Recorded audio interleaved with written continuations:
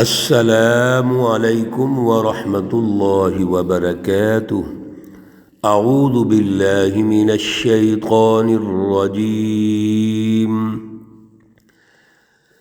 بسم اللہ الرحمن الرحیم۔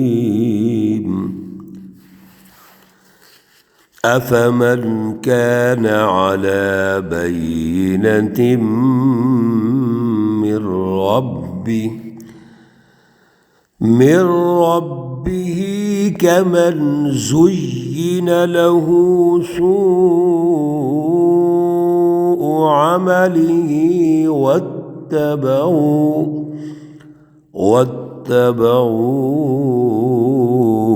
أهواءهم۔ صدق اللہ العلی العظیم۔ اللہم صلی علی سیدنا و مولانا محمد النبی الامی وعلی آلہ واصحابہ وبارک وسلم علیہ۔ معزز سامعین و سامعات، سورہ محمد، سورہ قتال، پارہ نمبر 26، آیات مقدسہ نمبر 14 اور 15 ہیں۔ اللہ رب العزت ان آیات کا فہم اور شعور عطا فرمائے اور عمل کی توفیق اور صلاحیت عطا فرمائے۔ دو جماعتیں، ایک حزب اللہ ہے سچی جماعت، ایک حزب الشیطان ہے جھوٹی جماعتیں۔ ایک جماعت اللہ کے نظام کو غالب کرنا چاہتی ہے اور ایک شیطانی نظاموں کو، جو انسانی اقدار تباہ کرتے ہیں، انسانی اخلاقیات تباہ کرتے ہیں، انسانیت کی تذلیل کرتے ہیں، ان کو غلام بناتے ہیں، ظلم کرتے ہیں، وہ جماعت، دونوں کا تجزیہ اللہ رب العزت مختلف انداز میں ارشاد فرما رہے ہیں۔ پچھلے درس میں بھی آپ نے سنا کہ اللہ رب العزت ارشاد فرما رہے ہیں کہ مکۃ المکرمہ سے نکالا کس نے؟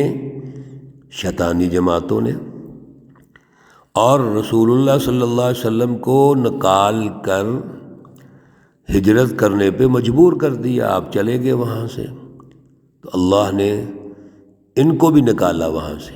مکہ سے یہ نکلے اور نکل کر کہاں آئے؟ میدان بدر میں، تو اللہ نے ان کو ہلاک کر دیا، تباہ کر دیا۔ اللہ تو ان بستیوں کو نہیں چھوڑتے، بڑی بڑی بستیوں کو اللہ نے الٹا دیا تھا، لیکن مکہ بڑی پیاری بستی ہے، معزز ہے، محترم ہے، یہ اللہ کے نبیوں کی بستی ہے۔ سبحان اللہ۔ رسول اللہ صلی اللہ علیہ وسلم اصل میں وارث ہیں اس کے، تو اس کو تو ہلاک نہیں کیا جا سکتا۔ اور یہاں سے ان کو نکالا ظالموں کو، اور غزوہ بدر کے موقع پر وہاں پر ان ظالموں کو ہلاک کیا، اور پھر بڑے مختصر عرصے کے بعد غزوہ بدر سن 2 ہجری میں ہوا ہے، اور صرف 6 سال کے بعد 8 ہجری میں اللہ نے رسول اللہ صلی اللہ علیہ وسلم کو فتح عطا فرمائی، فتح مکہ ہو گیا، اور بستی میں آپ داخل ہوتے ہیں کیسے؟ فاتح کی شکل میں، امن و سکون کی شکل میں، پھر بھی بستی کو نقصان نہیں پہنچایا۔ رسول اللہ صلی اللہ علیہ وسلم آج مکۃ المکرمہ کے بھی حکمران ہیں، آپ کی بالادستی ہے، اللہ کی بالادستی ہے، اللہ کے نظام اور عدل کی بالادستی ہے کہ آج مکۃ المکرمہ پر اسلام کا پرچم لہرایا گیا ہے، اور بیت اللہ کو تمام تر بتوں سے، غلاظتوں سے، شرک سے، کفر سے پاک کر دیا گیا ہے۔ اللہ فرماتے ہیں افمن کان علی بینۃ من ربی، ذرا غور کیجئے، توجہ کیجئے، اللہ رب العزت سوالیہ حروف کے انداز میں سوال کر رہے ہیں، افمن کان، بھلا کیا یہ ہو سکتا ہے علی بینۃ، جو ایک واضح راستے پر ہو، بینہ واضح، من ربہ اپنے رب کی طرف سے۔ ایک وہ جماعت، ایک وہ سچی جماعت جس کا مرکز اللہ ہے، اللہ سے رہنمائی لے رہے ہیں، اللہ رب العزت سے سب کچھ لے رہے ہیں، تو یہ لوگ کمن زین لہ سوء عملہ، تو کیا یہ برابر ہو سکتے ہیں اس شخص کی طرح کہ جس کو مزین کیا گیا اس کا برا عمل؟ ایک وہ جماعت جس نے ظلم کی فلسفی اختیار کی ہوئی ہے اور وقتی ذاتی اغراض کے لیے ایک مافیا، ایک سسٹم قائم کرتا ہے، اور وہ سمجھتے ہیں ہم بڑے اونچے ہیں اور اس وقت بڑے محترم ہیں اور بڑے عزت والے ہیں۔ ہر دور میں ایسے ہوا، فرعون نے اپنے آپ کو خدا کہہ دیا، ابو جہل بھی ایسے کرتا تھا۔ آج کے دور میں بھی ظلم کی طاقتیں ایسے کرتی ہیں۔ آج ظلم کے جو نشان ہیں، امریکہ، اس کا حلیف اتحادی بلاک، پورا یورپ، یہ کیا کرتے ہیں؟ اپنے آپ کو بڑے عزت والے سمجھتے ہیں، سائنس میں آگے سمجھتے ہیں۔ میرے عزیزو یاد رکھیے، یہ تمام تر اعمال ان کے جو ظلم کے ہیں اور وہ سمجھتے ہیں بڑے اچھے ہیں، مزین ہو گئے ہیں۔ اور سب سے بڑی بات کیا ہے؟ وَاتَّبَعُوا أَهْوَاءَهُمْ، وہ اپنی خواہشات کی پیروی کرتے ہیں۔ خواہشات سے مراد کیا ہے؟ اپنی انفرادی ذاتی اغراض، ایک خاص مافیا ہے، ظلم کا نظام قائم کر کے پوری انسانیت کو غلام بنا لیتے ہیں، پوری انسانیت کو لوٹتے ہیں، سیاسی اور معاشی طور پر ظلم قائم کرتے ہیں۔ یہ لوگ اور ایک سچی جماعت جو اللہ سے رہنمائی لیتی ہے، کیا یہ برابر ہو سکتے ہیں؟ میرے عزیزو، یہ اللہ کے سمجھانے کا بڑا خوبصورت انداز ہے۔ سمجھیے اس بات کو، ہم حق اور باطل کو مکس کر دیتے ہیں۔ آج سب سے بڑا مسئلہ ہمارے ملک میں یہی ہے کہ یہاں ظلم کا نظام ہے، سرمایہ پرستانہ نظام ہے۔ ہم امریکہ کے حلیف ہیں، بڑی طاقت امریکہ ہے جو سب سے بڑا بدماش دنیا کے اندر، اس کے ہم حلیف ہیں، تو آج ہم کنفیوز رہتے ہیں، حق اور باطل میں التباس پیدا کرتے ہیں، اس کو خلط ملط کر دیتے ہیں۔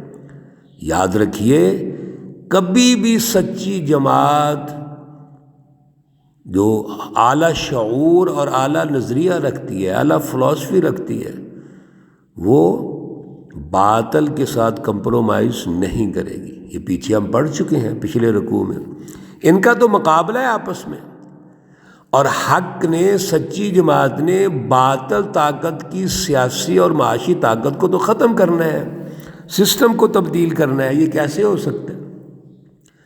اللہ رب العزت اگلی آیت مقدسہ میں جنت کی مثال دیتے ہیں، مثل الجنت التی وعد المتقون۔ سبحان اللہ، سنیے ذرا توجہ سے، اللہ کتنا نوازتے ہیں، دنیا میں بھی نوازا، عدل کا نظام قائم کیا، امن قائم کیا، ہر طرف جنت کا ماحول ہو گیا، اخوت کا ماحول ہو گیا، انسانی حقوق قائم ہو گئے اور آپس کے اختلافات ختم ہو گئے۔ اور اب اللہ اس جماعت کو اس اعلیٰ جنت کا بھی تعارف کرواتے ہیں، وعد المتقون، جس کا متقین سے وعدہ کیا گیا ہے۔ اللہ دنیا میں بھی سچی جماعت کو غالب کر کے جنت میں رکھنا چاہتے ہیں، اور پھر اس جنت کی ترقی یافتہ جو شکل ہے وہ اللہ کے پاس ہے۔ وہ کیسی ہے؟ فیہا، اس جنت میں، انہار من ماء غیر آسن۔ پیچھے جب یہ رکوع شروع ہوا تھا تو اللہ نے فرمایا تھا جنات تجری من تحتها الانہار، وہ جنت جس کے نیچے نہریں بہتی ہیں۔ یہاں پھر اللہ رب العزت ان نہروں کا تعارف کروا رہے ہیں۔ وہ 4 قسم کی نہریں ہیں، سنیے ذرا توجہ سے۔ فیہا انہار من ماء غیر آسن، اس میں ایک نہر تو وہ ہے جو پانی کی ہے، اور پانی بھی ایسا جس میں بو نہیں ہے۔ وَأَنْهَارٌ مِّن لَبَنٍ لَّمْ يَتَغَيَّرْ طَعْمُهُ، دوسری نہر وہ ہے جو دودھ کی ہے، اور دودھ بھی ایسا جس کا ذائقہ خراب نہیں ہوا۔ وَأَنْهَارٌ مِّنْ خَمْرٍ لَذَّةٍ لِّلشَّارِبِينَ، اور ایک تیسری نہر ہے جو شراب کی ہے، اور شراب کیسی ہے؟ جو مزیدار ہے، پینے والوں کے لیے ذائقے والی ہے۔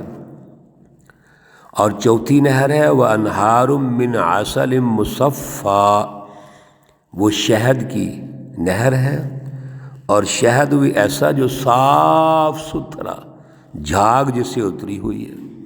کیونکہ وقت اب مکمل ہو رہا ہے، انشاءاللہ یہاں سے ہی ان 4 نہروں کے حوالے سے کل مزید بات چیت کریں گے۔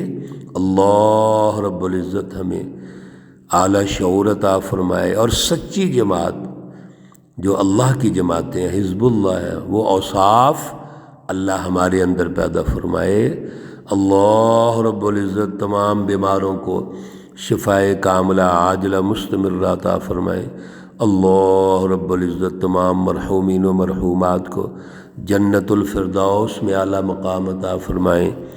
ربنا تقبل منا انك انت السميع العليم وتب علينا انك انت التواب الرحيم، وصلى الله تعالى على النبي الأمي محمد وعلى آله وأصحابه أجمعين برحمتك يا أرحم الراحمين۔ السلام عليكم ورحمة الله وبركاته۔